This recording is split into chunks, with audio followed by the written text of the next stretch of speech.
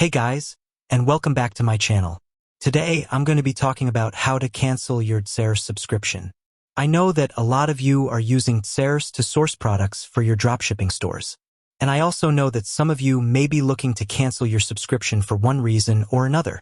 So, if you're wondering how to cancel your DSers subscription, I'm here to help. Before we get into the steps on how to cancel your DSers subscription, let's talk about why you might want to cancel. There are a few reasons why you might want to cancel your DSers subscription. Maybe you're not happy with the quality of the products. Maybe you're not making enough money with your dropshipping store. Or maybe you're just looking for a cheaper option. Whatever your reason, it's important to understand that you're not alone. A lot of people cancel their DSers subscriptions every year. How to cancel your DSers subscription. Now that we've covered why you might want to cancel your DSers subscription, let's talk about how to do it. There are two ways to cancel your DSers subscription. Online. You can cancel your DSers subscription online by logging into your account and going to the My Account page.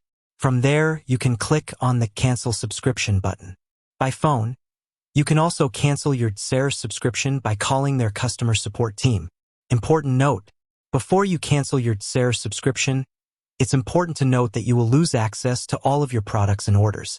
So, if you plan on using DSers again in the future, you'll need to create a new account.